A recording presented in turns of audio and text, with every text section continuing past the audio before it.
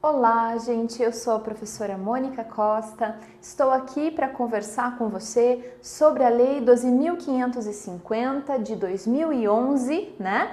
A lei, então, que vai autorizar a criação da Empresa Brasileira de Serviços Hospitalares e que a gente precisa realmente conhecer para ir bem nessas nossas provas aí que vão justamente cobrar essa matéria, né? E eu estou aqui para ajudar você a responder o maior número de questões de forma correta, tá? A gente vai sempre conversar sobre a norma e também vamos trazer quais são os pontos mais importantes. Afinal de contas, não basta que a gente apenas leia, né? A gente precisa conhecer realmente o que as bancas gostam de cobrar, o que as bancas dão maior valor na hora de formular as questões, tá? Tudo isso a gente vai ver durante essas aulas sobre a Lei 12.550. Mas antes disso, eu quero lembrar você para nos acompanhar nas redes sociais, né? No Grupo Focus, a gente tem tanto o canal no YouTube, como o Instagram, Facebook. Você pode ouvir os nossos podcasts, tá?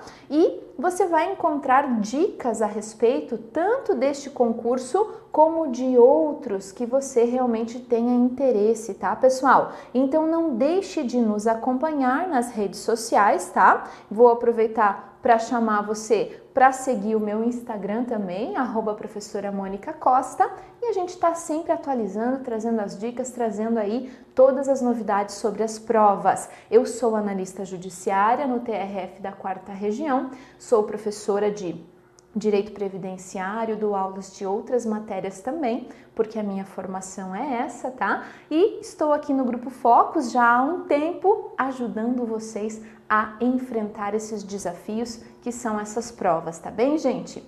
Bom, para iniciar a nossa conversa aqui sobre essa Empresa Brasileira de Serviços Hospitalares, né? A gente vai então iniciar a leitura desde os primeiros artigos ali que tratam da lei, né? E até o final dela. Nós vamos exaurir todo o conteúdo desta lei, porque realmente é importante, beleza, pessoal? Bom, então, a princípio, o que a gente vai estudar, né? O artigo 1º, né, que vai falar da natureza jurídica dessa empresa pública. Isso é muito importante, né? Quando eu disser isso é muito importante, gente, por favor, decorem, porque isso vai vir a rodo na tua prova, tá bem? É importante mesmo, a gente precisa conhecer a natureza jurídica, então, dessa empresa pública criada, né, cuja criação foi autorizada pela Lei 12.550. Vamos comigo acompanhar a leitura, então? Olha só, gente. Artigo 1º. Fica o Poder Executivo autorizado a criar empresa pública unipessoal, na forma definida no inciso 2 do artigo 5º do Decreto-Lei 200, de 25 de fevereiro de 67, e no artigo 5º do Decreto-Lei número 900, de 29 de setembro de 1969, denominada então, gente, Empresa Brasileira de Serviços Hospitalares, ou como todos vêm dizendo aí a sigla, né, EBSER, né, com personalidade jurídica de direito privado e patrimônio próprio, vinculada ao Ministério da Educação, com prazo de duração indeterminado. Bom, o que a gente vai extrair desse artigo 1º e que é realmente muito importante, né? Primeira coisa, você já sabe, essa lei, então, ela vai autorizar o Poder Executivo a criar uma empresa pública unipessoal na forma definida nos decretos 200 e 900. Bom, até aqui, né, o que a gente tem de informação nesse artigo 1º? Gente, o que é uma empresa pública unipessoal, gente? Bom, por que esse artigo remete ao decreto 200, ao decreto 900? Primeiro, o decreto 900 alterou a redação do decreto 200, tá, gente? Este decreto 200, ele vai tratar das espécies de órgãos que compõem a administração pública indireta federal. Gente, como assim, professora? Você já deve ter estudado em direito administrativo que nós temos dentro, então, desta organização administrativa, nós temos a administração pública direta e a administração pública indireta. A administração pública direta, em apertada síntese, ela é formada, composta pelos próprios entes políticos, né? União, Estados, Distrito Federal e municípios, e organizada de acordo com uma desconcentração, né? Que vai conferir poderes para estes órgãos criados a partir do ente público. Então, fica mais fácil dando um exemplo, né?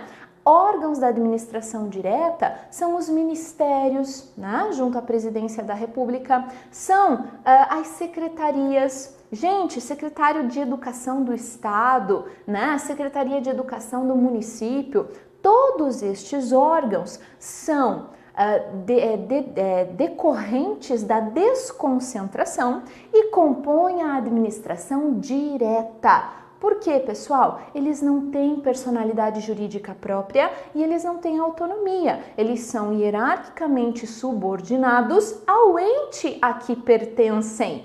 Essa é a administração pública direta.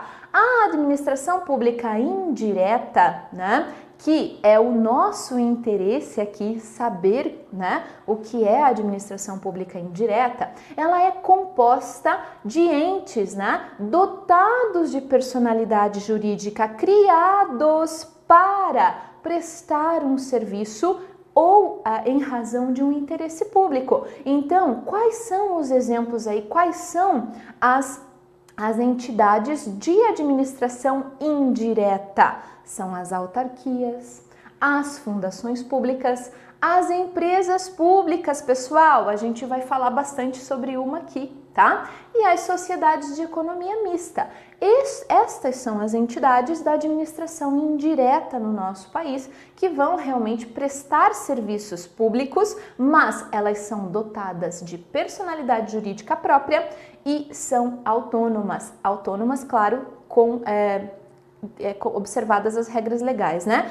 Pois bem, por que eu falei tudo isso? Porque este decreto a que se refere o artigo 1º, senão a gente lê o artigo, aí faz referência a um decreto 200, ao decreto 900, e fala, meu Deus, o que é isso, né? Não, gente, olha só, o decreto 900 alterou o decreto 200, então é a mesma coisa, a redação dos dois deste artigo 5º, né, inciso 2 do artigo 5º, né, deste decreto 200, ele traz o conceito de empresa pública no âmbito da administração federal. Ele traz o conceito de empresa pública no âmbito da administração federal. Então, quando esse artigo 1º da nossa lei fala o seguinte: fica o Poder Executivo autorizado a criar uma empresa pública unipessoal na forma dos decretos 200 e 900, ele está dizendo o seguinte, ele fica autorizado a criar uma empresa pública tal qual é o conceito de empresa pública trazido por esses decretos. Bom, agora a gente vai dar um pulo para o final desta redação desse artigo e na sequência a gente vai estudar este conceito trazido então pelo decreto 200. Segura aí, olha só. Bom, então, autorizado a criar essa empresa pública unipessoal, né, na forma dos decretos, denominada, gente, aqui a gente tem o nome dado a essa empresa pública, Empresa Brasileira de Serviços Hospitalares, EBSER, né? Com personalidade jurídica de direito privado. Então, aqui a gente já tem uma característica, patrimônio próprio, pessoal.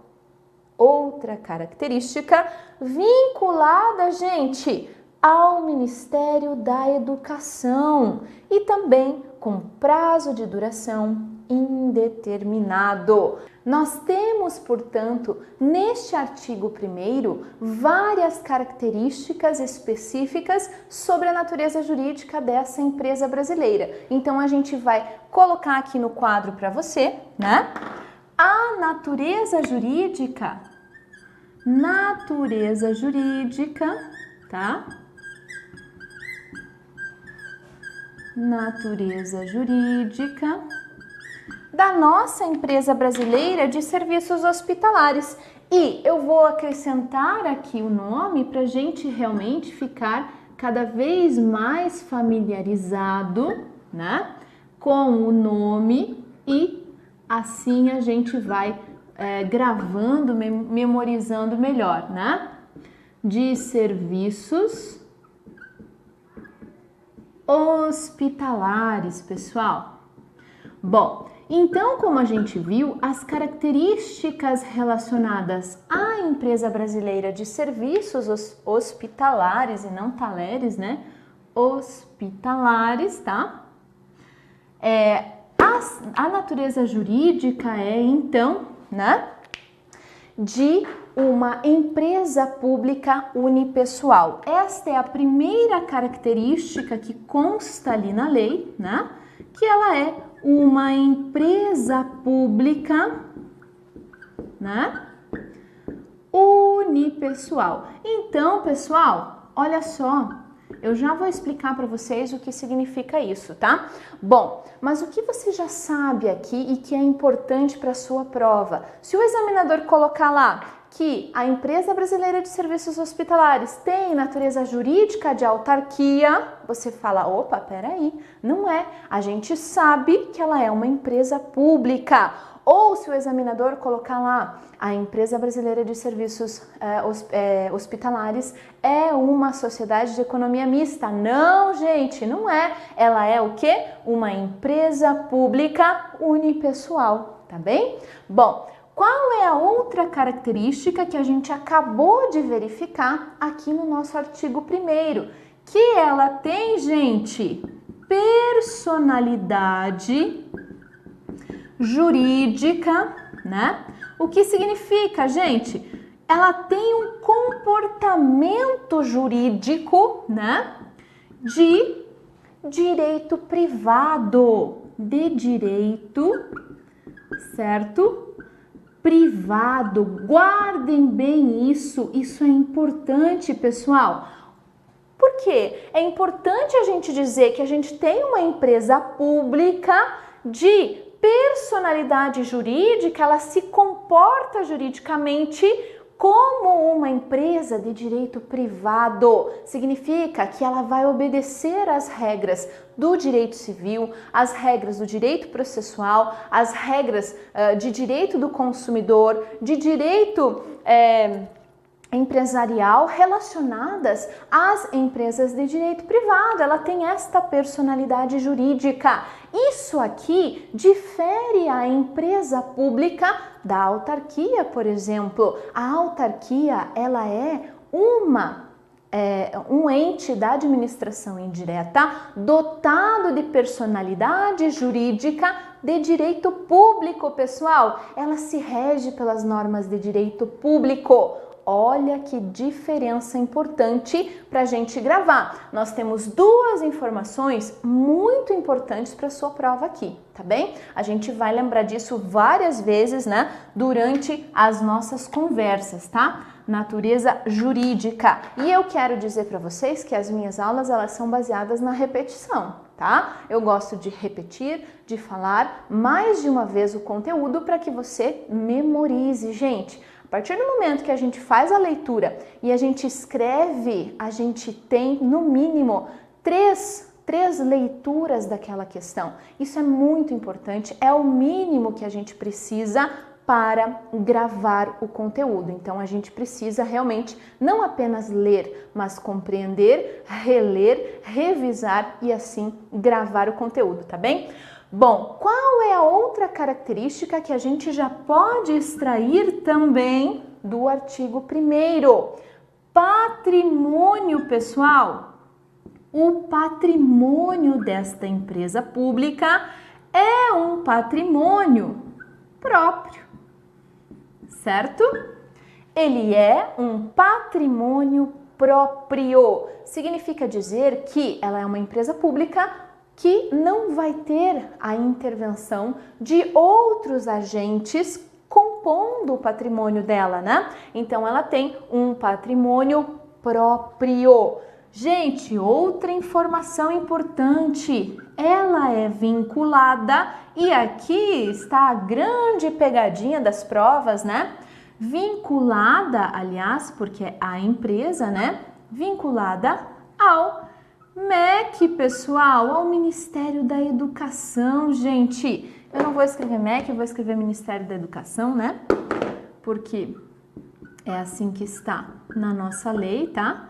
Vinculada ao Ministério da Educação. Professora, mas por que falou em pegadinha aqui? Gente, quando a gente lê que estamos tratando de uma empresa brasileira de serviços hospitalares, o que o Ministério da Educação tem a ver com isso? Você já vai entender, né? Você já vai entender quando a gente estudar as finalidades, os objetos, o objetivo, então, da criação desta empresa e o campo de atuação dela, e você já vai entender. Mas aqui é importante você não se ater ao nome, porque se a gente se atém ao nome, a gente acredita que é o Ministério da Saúde, não é verdade? Né?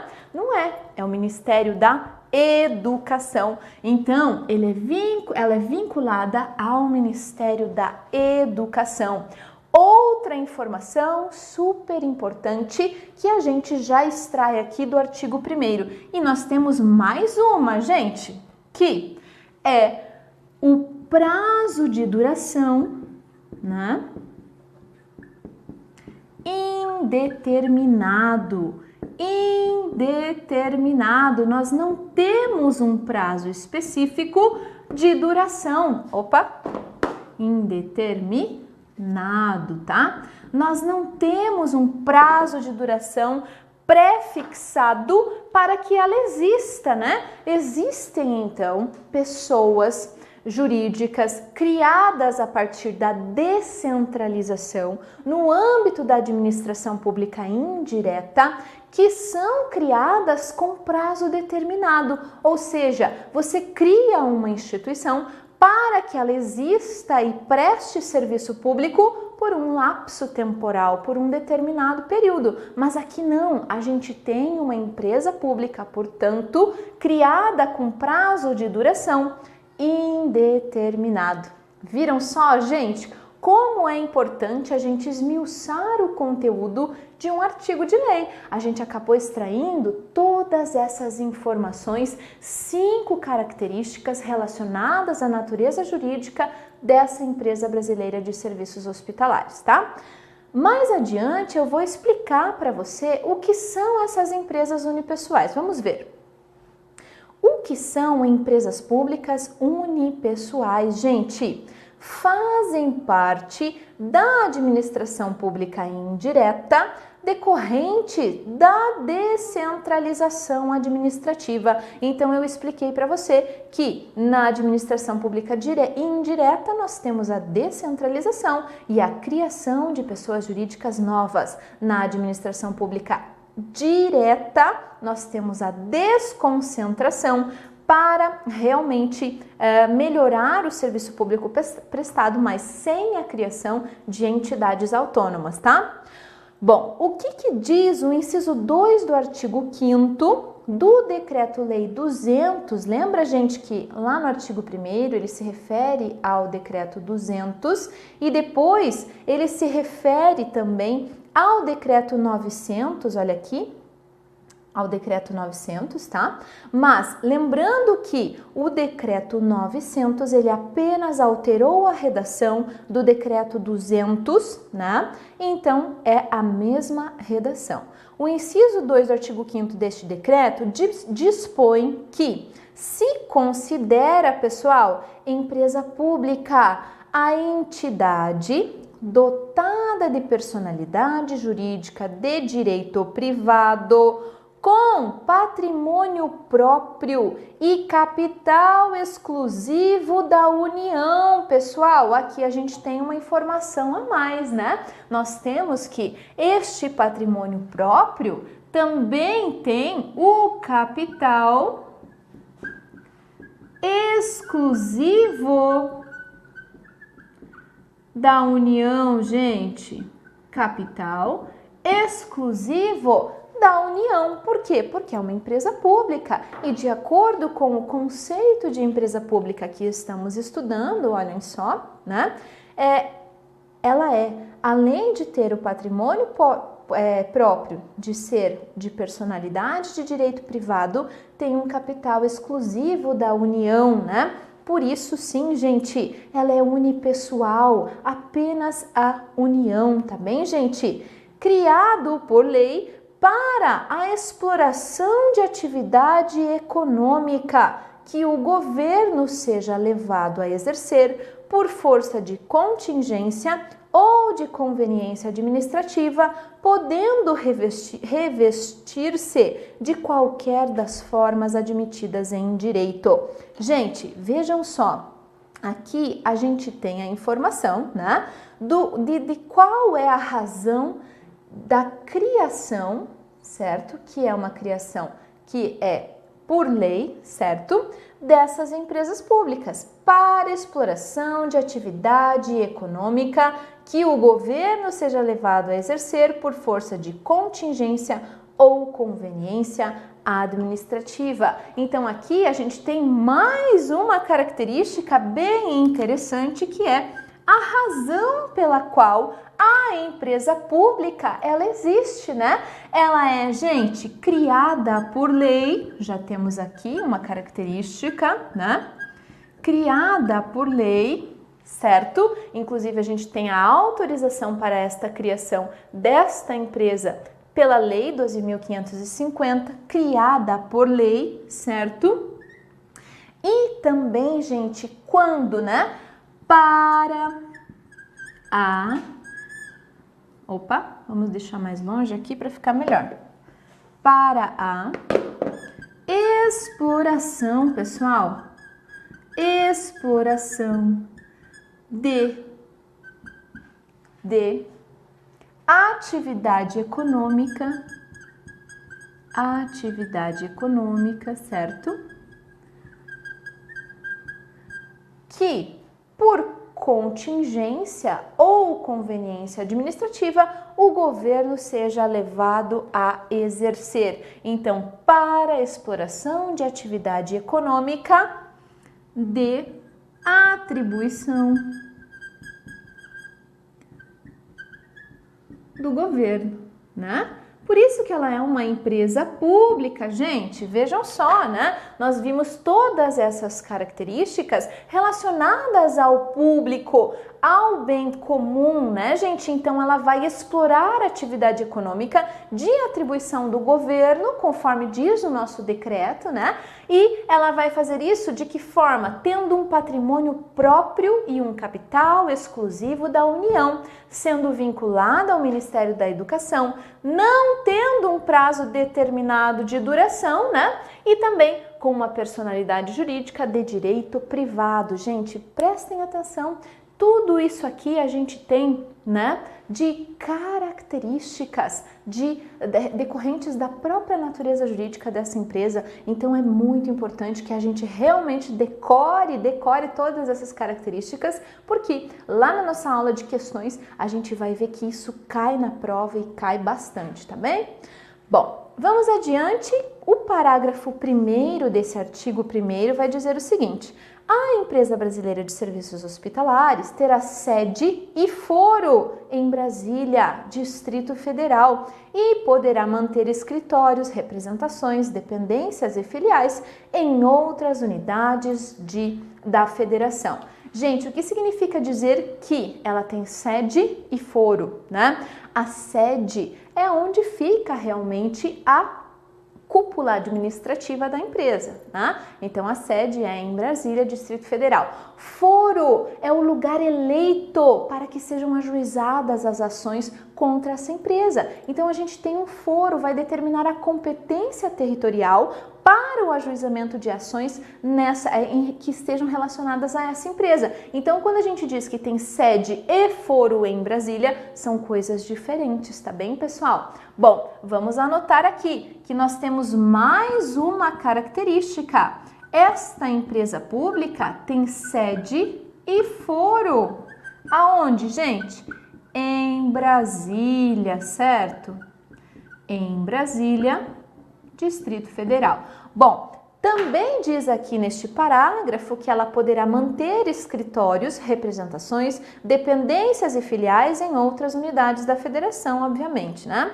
Parágrafo 2º, fica a Empresa Brasileira de Serviços Hospitalares autorizada a criar subsidiárias para o desenvolvimento de atividades inerentes ao seu objeto social, com as mesmas características estabelecidas no caput deste artigo, né?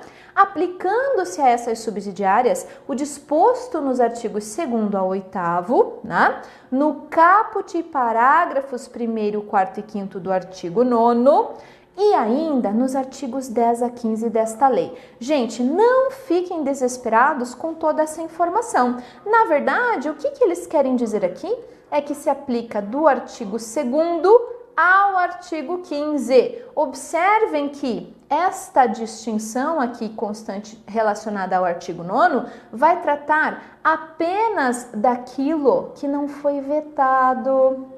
Certo? Então, se você observar a redação que nós temos vigente hoje do artigo 9º, ela é composta apenas do caput dos parágrafos, né? 1º, 4º e 5º. Então, o parágrafo 2º e 3º que está excluído aqui, nem se preocupe, ele foi vetado, gente. É por isso que não consta aqui, tá? Aqui a gente continua já no artigo 10 até o artigo 15. Significa dizer, então, que se aplicam as subsidiárias da Empresa Brasileira de Serviços Hospitalares dos artigos 2º ao 15º desta lei, tá bem? Não achem que é algo de diferente aí o fato da gente ter só estas no caput, parágrafo 1º, 4º e 5º do artigo 9º, que isso não quer dizer nada, né?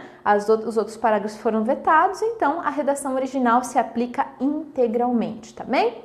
Bom, gente, esta é uma característica bem importante, tá? A autorização para a criação de subsidiárias.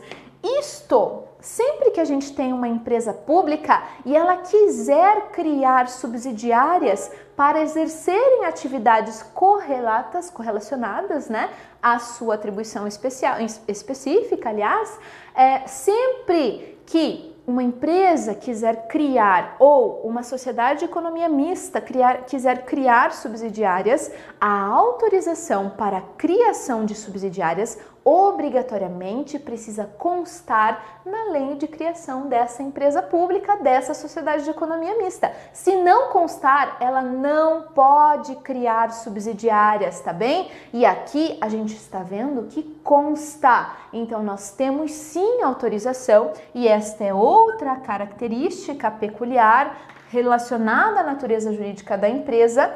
Ela tem autorização, está autorizada, né? A criar, gente, a criar subsidiárias.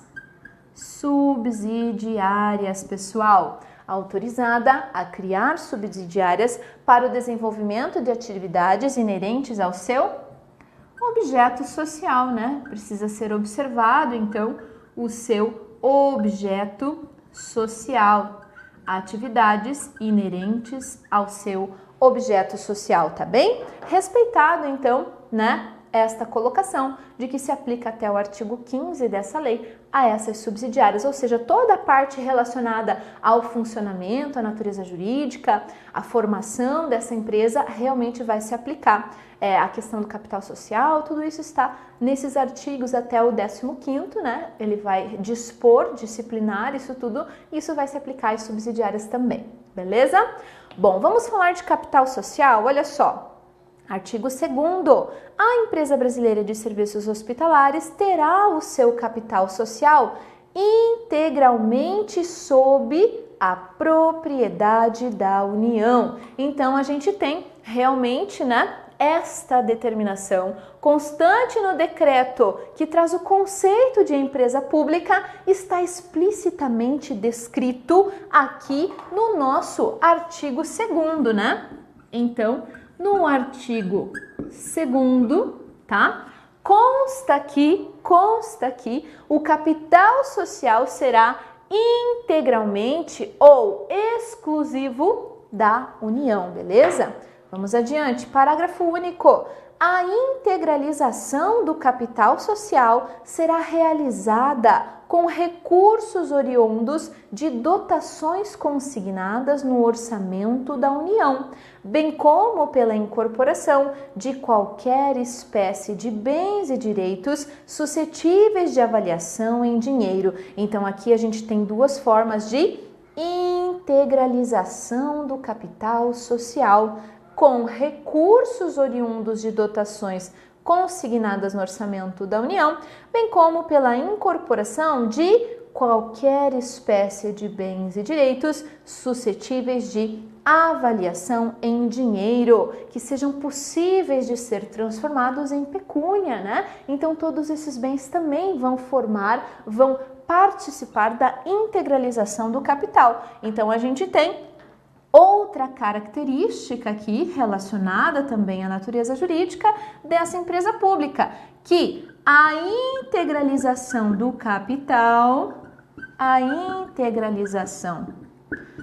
capital, que significa você realmente subsidiar o valor que você atribui a esta empresa, integralizando este capital, Esta integralização do capital social, ela será realizada,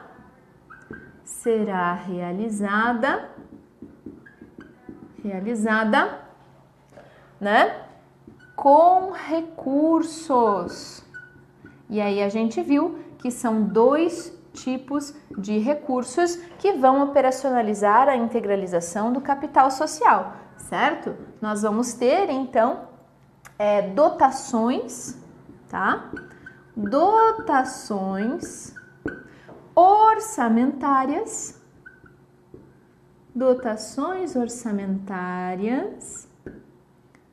da União, ou seja, previsões, de que realmente constem esses valores ali no orçamento da União, essa destinação desse valor para essa empresa pública, e também os bens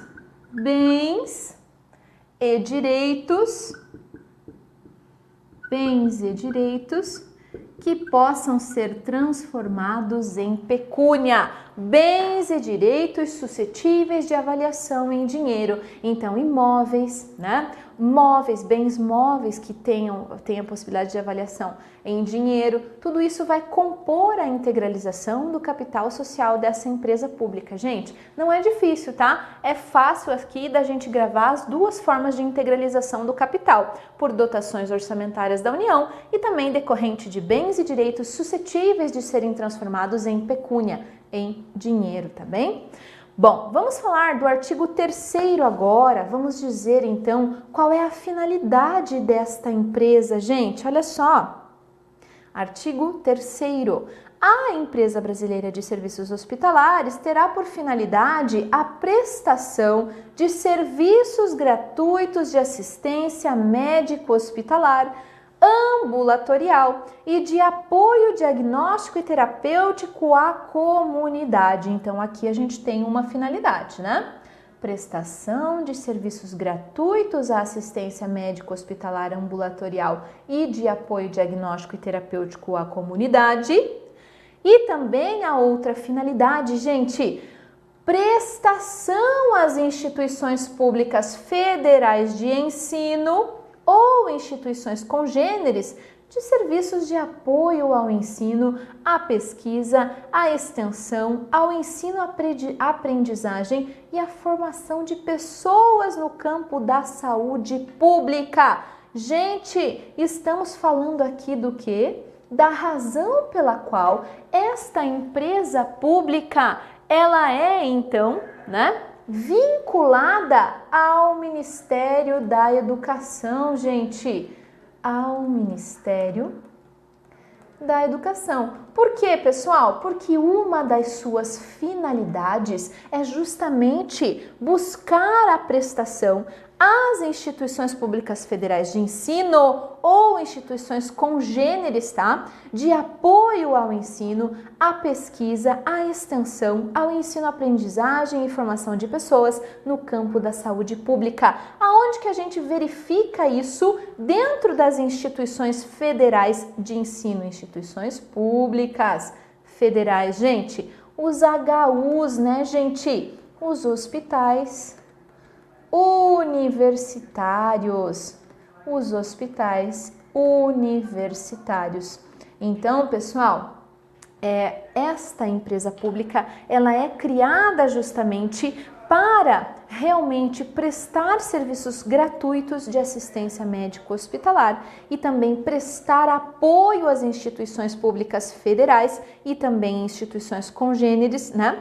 Apoio ao ensino, à pesquisa, extensão e ensino, aprendizagem e formação de pessoas no campo da saúde pública, observada nos termos do artigo 207 da Constituição Federal, a autonomia universitária. Gente, isso é muito importante, tá certo? Vamos colocar aqui no quadro, porque realmente a gente precisa, né? Você já deu um print aí na tela, né? Com o nosso quadro cheio aí, falando da natureza jurídica. Ou melhor, você já fez o seu próprio quadro resumo aí, apontando todas essas características para que na hora da prova você não esqueça nenhuma delas, né? Mas eu vou apagar porque a gente vai repetir bastante isso durante as nossas aulas e você vai até ficar meio que pensando só nisso. Meu Deus do céu, essa empresa pública, ela tem personalidade jurídica de direito privado. Não vamos esquecer isso, por favor, gente. Isso é importante, tá? Bom, vamos então colocar aqui quais são as duas finalidades, tá? Finalidades, e esta aula é um pouquinho mais extensa, mas a gente já encerra ela, tá? Porque aqui é importante a gente colocar no quadro para a gente não esquecer que são duas essas finalidades. A primeira finalidade dessa empresa pública, portanto, gente, é o quê? Prestação de serviços. O meu cedilho às vezes parece um S, né? De serviços públicos não, né? Gratuitos, gente. Vou escrever menor. Prestação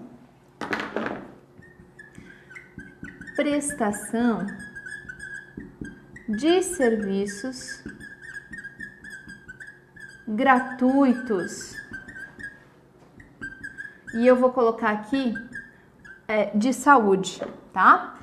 Então, eu vou colocar aqui no quadro prestação de serviços gratuitos de saúde. E aqui você precisa, lembrar que isto compreende, então, serviços gratuitos de assistência médico-hospitalar, ambulatorial e de apoio diagnóstico e terapêutico à comunidade. Então, quando eu falo em prestação de serviços gratuitos de saúde, são a assistência médico-hospitalar, a assistência ambulatorial, o apoio diagnóstico e terapêutico à comunidade. São 4, tá bem, pessoal? Não vamos esquecer. Bom, qual a segunda finalidade, então, que nós temos aqui, né?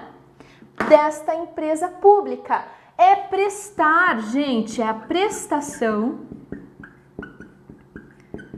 de apoio, gente, às instituições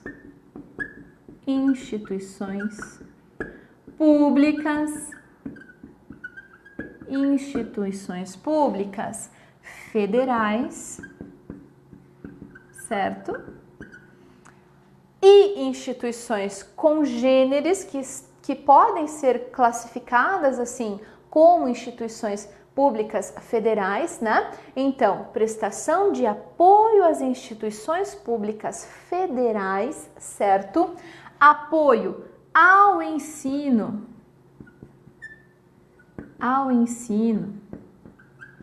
à pesquisa, certo? A formação de pessoal, né, gente? Formação, quando a gente fala aqui em ensino-aprendizagem, estamos falando dos residentes, né? Dos residentes, tá? Então, ao ensino, pesquisa, formação de pessoas neste ramo. Qual ramo, pessoal? Saúde pública. Então, gente, nós temos duas finalidades diferentes. A própria prestação de serviços gratuitos de saúde, que vai englobar lá aqueles 4 ramos que comentamos: assistência médico-hospitalar, assistência ambulatorial, apoio diagnóstico e terapêutico à comunidade, e aqui prestação de apoio ao ensino, pesquisa, formação de pessoas no âmbito das instituições públicas federais, prestação de apoio a essas instituições para o ensino, pesquisa e formação de pessoas. Gente, para finalizar a nossa aula, eu vou colocar aqui, né? Observada, pessoal, observada a autonomia, pessoal, a autonomia, né? Universitária. Isto é um ponto muito importante, porque quando foi criada esta empresa pública, muito se discutiu sobre esta questão de como ficaria a autonomia universitária se as universidades não acabariam se submetendo a essa empresa pública, sabe? Então isso foi um ponto discutido nesta lei. Por isso é importante a gente gravar que a própria lei traz que deve ser observada a autonomia universitária quando a gente falar desta prestação. Então, essa autonomia está prevista lá no artigo 207 da Constituição Federal de 88, tá bem, gente? Vamos finalizar lendo os parágrafos, então, deste artigo 3º. Olha lá. As atividades de prestação de serviços de assistência à saúde de que trata o caput estarão inseridas integral e exclusivamente no âmbito do SUS. Então, gente, prestem atenção, né? Estas atividades estão inseridas integral e exclusivamente, gente, no glorioso e famoso SUS. Não vamos esquecer que esta prestação de serviços gratuitos estão inseridas integral e exclusivamente no âmbito do SUS, do Sistema Único de Saúde. Parágrafo 2º. No desenvolvimento de suas atividades de assistência à saúde, a Empresa Brasileira de Serviços Hospitalares observará as orientações da Política Nacional de Saúde de responsabilidade do Ministério da Saúde. Então aqui a gente traz para dentro de todo essas disposições legais aí sobre essa empresa, a gente traz também a figura do Ministério da Saúde. Então, neste ponto, tá? No desenvolvimento das suas atividades de assistência à saúde, ela observará as orientações da política nacional, que são, então, de responsabilidade do Ministério da Saúde. Gente, consegue visualizar uma questão nesse ponto? Né? Eu consigo. De repente, o examinador coloca lá: no desenvolvimento das atividades de assistência à saúde, a Empresa Brasileira de Serviços Hospitalares, ela deve observar o disposto, o estabelecido no Ministério da Educação. Bom, a gente pode confundir, né? Afinal de contas, lá no artigo 1º, fala que ela é vinculada ao Ministério da Educação, né? Mas, a par desta vinculação, nós temos essa disposição, dizendo que quando ela prestar assistência médico-hospitalar, quando ela a prestar assistência à saúde, ela deve observar, sim, a Política Nacional de Saúde, que é de responsabilidade do Ministério da Saúde. Então, neste ponto, nós temos que lembrar que é a atuação do Ministério da Saúde e não da Educação, tá bem? Parágrafo 3º, gente, é assegurado à Empresa Brasileira de Serviços Hospitalares o ressarcimento das despesas com o atendimento de consumidores e respectivos dependentes de planos privados de assistência à saúde, na forma estabelecida pelo artigo 32 da Lei 9656 de 98, observados os valores de referência estabelecidos pela Agência Nacional de Saúde Suplementar. Prestem atenção! Quando a nossa empresa brasileira ela efetuar o atendimento de pessoas que possuem planos privados de saúde, haverá o ressarcimento das despesas, gente. Então, o que acontece? Quando este serviço público prestado aqui nesta finalidade pela Empresa Brasileira de Serviços Hospitalares, quando esse serviço público for prestado a alguém que possui plano privado, tem Unimed, tem GEAP, tem Amil, tem o que for ali de um plano privado de assistência à saúde, haverá a restituição, haverá o ressarcimento do valor despendido com aquela pessoa ao plano de saúde. Então, não vai negar atendimento a essa pessoa, vai atendê-la, mas depois cobra do plano de saúde os gastos que teve com esta pessoa. Olha só, o que diz o artigo 32 é mais ou menos isso mesmo, tá? Olha só, o ressarcimento ao SUS criado pelo artigo 32 da Lei 9656 de 98 e regulamentado pelas normas da Agência Nacional de Saúde é a obrigação legal das operadoras de planos privados de assistência à saúde de restituir as despesas do Sistema Único de Saúde no eventual atendimento de seus beneficiários que estejam cobertos pelos respectivos planos. Claro, se não tiver a cobertura daquele atendimento, não precisará o plano ressarcir o SUS, tá bem? Mas isto realmente vai ser apurado no caso concreto, né? A regra que nós temos, portanto, é do ressarcimento das despesas com o atendimento de consumidores e respectivos dependentes de planos privados de assistência à saúde, né? Observados os valores de referência aí trazidos pela Agência Nacional de Saúde, tá bem, pessoal? Aqui a gente encerra a nossa aula de hoje sobre a natureza jurídica, sobre as finalidades, também falando um pouquinho ali do capital social, né? E a gente realmente encerra o nosso conteúdo para continuar a falar disso na aula seguinte. Espero que você tenha gravado tudo isso. Se não gravou, assiste a gente de novo aí, que vai ser uma alegria, vai ser muito bom, tá bem? Espero você na nossa próxima aula.